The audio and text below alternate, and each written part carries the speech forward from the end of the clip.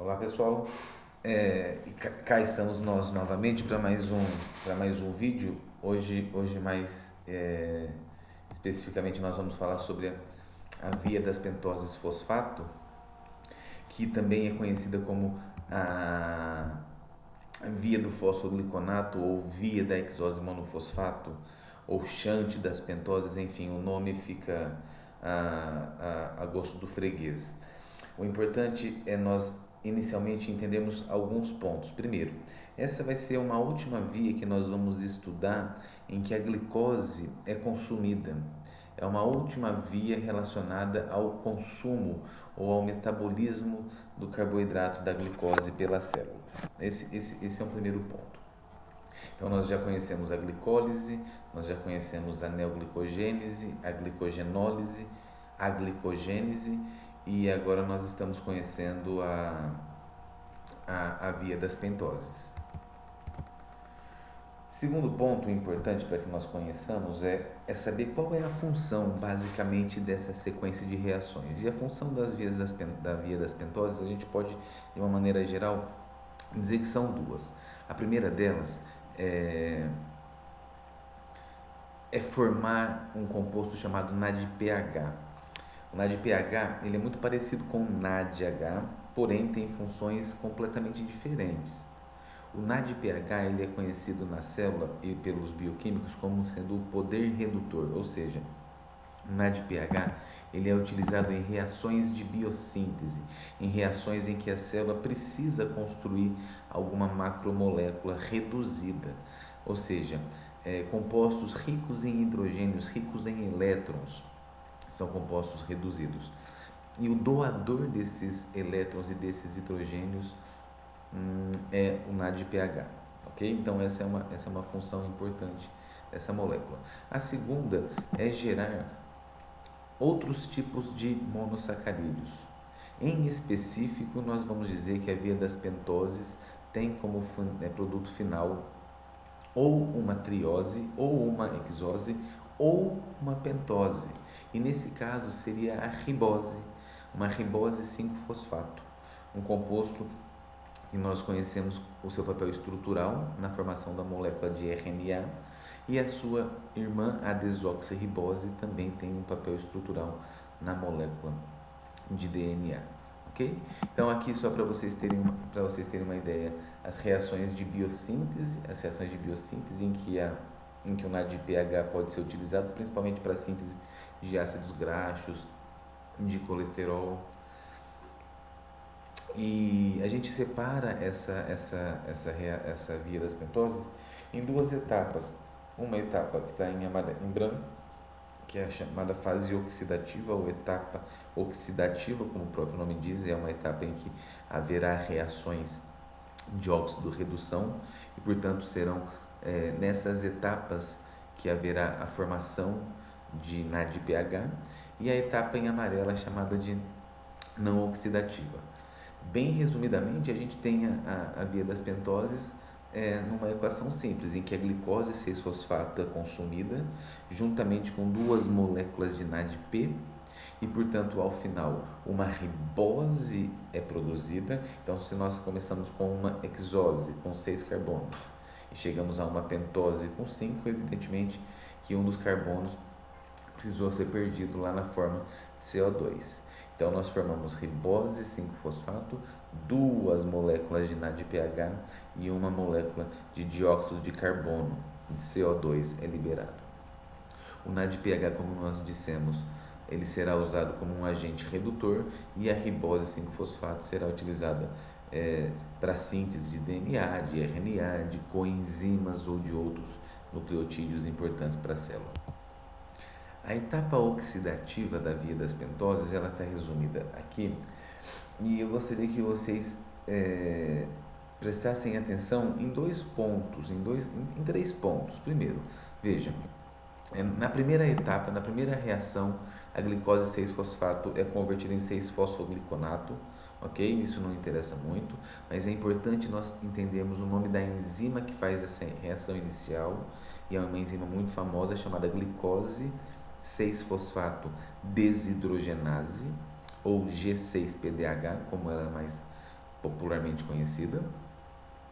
Em seguida, esse 6-fosfogliconato é novamente oxidado e formando a ribulose 5-fosfato. Veja, ribulose 5-fosfato não é ribose, mas a ribulose e a ribose são isômeros, são compostos com a mesma fórmula molecular. Isso significa dizer que eles são facilmente interconversíveis. Dá para transformar ribulose 5-fosfato em ribose 5-fosfato e o contrário também é verdadeiro. Ok?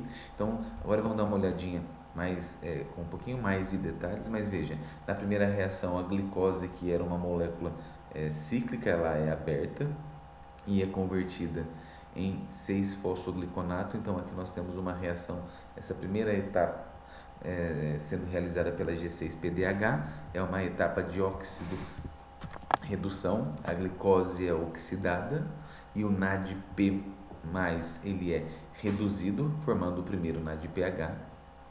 Em uma segunda etapa, o 6-fosfogliconato é novamente oxidado, e agora essa é uma oxidação e ao mesmo tempo uma descarboxilação oxidativa, ou seja, reparem lá no finalzinho, uma molécula de CO2 sendo liberada e sobrando ao final a molécula de ribulose 5-fosfato e, claro, mais uma reação de óxido-redução. Nesse caso, o 6-fosfogliconato foi oxidado e uma outra molécula de NADP foi reduzida. Ok? Como nós dissemos, essa última etapa é uma isomerização, a ribulose 5-fosfato é convertida em ribose 5-fosfato. E agora nós vamos para a segunda etapa da via das pentoses. E essa segunda etapa, ela é muito bonitinha, porque ela é basicamente um rearranjo de carbonos. A etapa não oxidativa dessa via, ela é uma sequência, ou são sequências de reações em que carbonos são rearranjados, basicamente pela ação de duas enzimas. Basicamente, uma delas chamada transcetolase, uma enzima dependente de vitamina do tipo B1, de tiamina. Importante que os níveis de vitamina B1 sejam adequados para que a transcetolase funcione corretamente. E uma segunda enzima é chamada de transaldolase. Apenas a título de curiosidade, reparem aqui embaixo que a ribulose 5-fosfato, ela também pode ser convertida no seu epímero, xilulose 5-fosfato, tá? Deem uma recordadinha na aula de carboidratos para lembrar o que são epímeros. Independente disso, não é necessário que vocês gastem muitos fosfatos para tentar querer decorar essas etapas, não há necessidade. O interessante é nós repararmos o seguinte, que graças à ação das enzimas transcetolase e transaldolase, graças à ação dessas duas enzimas, todas essas enzimas estão no citoplasma, aliás, ok? A célula consegue produzir, por exemplo, gliceraldeído 3-fosfato, matriose, consegue produzir eritrose 4-fosfato, que tem 4 carbonos, consegue produzir ribose 5-fosfato, xilulose 5-fosfato, ribulose 5-fosfato, consegue produzir frutose 6-fosfato, até mesmo um composto com 7 carbonos chamado heptulose 7-fosfato. E desses todos, o que nos interessa são esses caras, olha, a ribose, gliceraldeído 3-fosfato e frutose 6-fosfato. Mas por quê? Ora, a ribose porque a célula necessita para fazer nucleotídeos, neurotransmissores, DNA, RNA. E a gliceraldeído 3-fosfato, o GAP, e a frutose 6-fosfato são intermediários da glicólise ou da neoglicogênese, depende do ponto de vista. O que eu quero dizer é que existe um link entre a via das pentoses com a glicólise e vice-versa. Na verdade, a estequiometria da via das pentoses nos mostra que com 3 pentoses, a partir de 3 pentoses, a célula ao final ela é capaz de produzir 2 hexoses e mais um gliceraldeído 3-fosfato.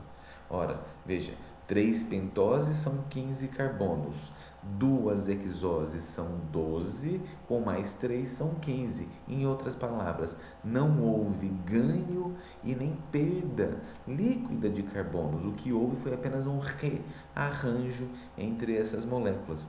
Isso é muito bacana. Então, a fase não oxidativa da via das pentoses oferece uma oportunidade para as células produzirem compostos muito diversificados, inclusive compostos que são intermediários da glicólise. E o contrário também, claro. Se a célula pega frutose 6-fosfato, gliceraldeído, ela pode produzir as suas pentoses, se ela assim necessitar. Para o pessoal da biologia, é importante entender que a fase não oxidativa, a etapa não oxidativa da via das pentoses, ela é em essência o oposto daquilo que nós chamamos de ciclo de Calvin. E nós vamos estudar isso quando nós vamos falar sobre fotossíntese, ok? Então, para o pessoal da biologia, a minha sugestão é que olhem com um pouquinho mais de carinho para essas reações, ok? Mas sem muito estresse. Então, para a gente resumir, a via das pentoses ela tem essas duas básicas funções de gerar ribose 5-fosfato e de gerar NADPH. Evidentemente que os tipos celulares vão fazer essa via com mais ou com menos intensidade, com maior velocidade, numa taxa mais alta, a depender das suas necessidades, de tal forma que aqueles tecidos que necessitem de novos nucleotídeos muito rapidamente, por exemplo, as células que estão se dividindo com uma taxa muito alta, células com uma alta taxa mitótica, como células do sangue, as células da medula, as células da pele, células da mucosa intestinal ou mesmo as células tumorais, essas células têm uma elevada taxa da via das pentoses por necessitarem de ribose 5-fosfato. Por outro lado, aqueles tecidos em que a necessidade por NADPH é maior, ou seja, aqueles tecidos capazes de produzir muitos ácidos graxos ou colesterol ou hormônios esteroides, como por exemplo, fígado, tecido adiposo, as glândulas suprarrenais, as gônadas ou mesmo as glândulas mamárias, quando as mulheres ou quando as fêmeas estiverem em lactação, esse tecido, essas células, elas têm uma demanda aumentada pela via das pentoses fosfato. De tal maneira que a regulação é muito simples. Basicamente, o que determina se a via acontece rápida ou mais lentamente é a necessidade pelo o produto da via, o NADPH. De tal sorte que quando os níveis de NADPH estão elevados dentro da célula, é um sinal para que a G6-PDH funcione ou que ela trabalhe mais lentamente. Em outras palavras, quando os níveis de NADPH estão baixos, resumindo, quando os níveis de NADP estão altos, é um sinal positivo para que a via das glicoses aconteça mais rapidamente, para que a G6-PDH funcione numa velocidade mais alta. Para finalizar, eu queria falar com vocês bem rapidamente. Eu só vou trazer aqui, porque nós já conversamos em aula, eu vou trazer para vocês depois olharem com calma os slides, mas alguns papéis outros do NADPH, alguns outros papéis que essa coenzima desempenha na célula. Como, por exemplo, o NADPH, ele tem um importante papel, não apenas como um agente redutor, mas também tem um importante papel no combate aos radicais livres. Nós já dissemos a importância dos radicais livres, que são moléculas que, quando estão em excesso, elas geram o que nós chamamos de estresse oxidativo, e o estresse oxidativo está relacionado com diversas condições patológicas, com diversas situações que nós não queremos que, que ocorram. Então, nós sabemos que existem enzimas que nos defendem contra a produção desses carinhas aqui, já que esse é um processo fisiológico. A produção de radicais livres acontece querendo ou não.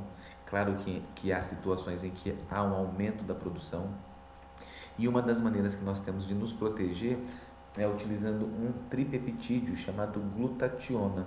A glutationa, se vocês separarem aqui do ladinho, tem uma sulfidrila, um SH, e esse grupo SH está na sua forma reduzida e pode ser oxidado, doando elétrons, doando hidrogênio para um radical livre e dessa forma neutralizando o radical livre. Contudo, essa glutationa, como nós podemos observar na figura do lado de lá, essa glutationa precisa ser regenerada. E a regeneração dessa glutationa, feita por uma enzima chamada glutationa redutase, a glutationa redutase precisa de ter NADPH para poder fazer o seu trabalho.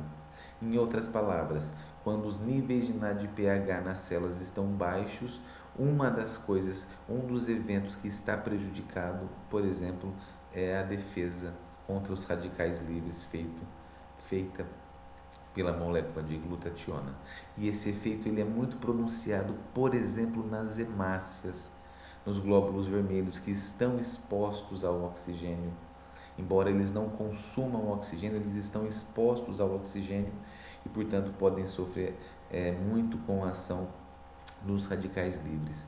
E como nas hemácias a única fonte de NADPH é a via das pentoses, se a via das pentoses por alguma razão não funcionar, as hemácias vão sofrer com isso.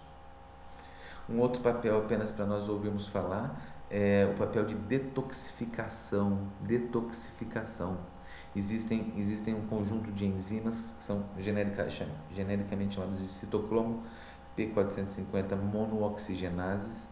São oxigenases de funções mistas, e essas enzimas localizadas, por exemplo, no fígado, essas enzimas têm a função de metabolizar fármacos, metabolizar xenobióticos, fazendo com que essas drogas se tornem mais fáceis para serem eliminadas do nosso corpo e, inclusive, fazendo com que essas drogas sofram um tipo de metabolismo que as permitem terem o seu princípio ativo funcionando.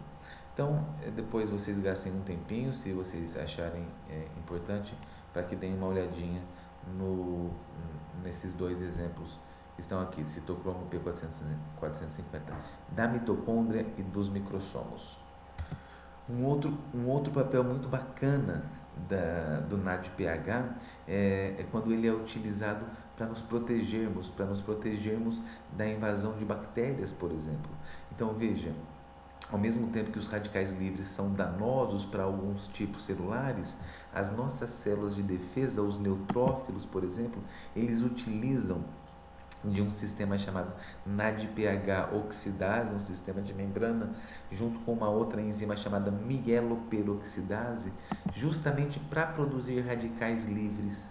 Mas qual é a diferença? A diferença é que é um processo controlado, que fica alocado dentro de uma estrutura, no fagolisossomo, e ali dentro será gerado radicais livres, mas com o intuito de matar as bactérias, Tanto é que uma deficiência genética nesse sistema NADPH oxidase acarreta uma doença chamada de granulomatose crônica.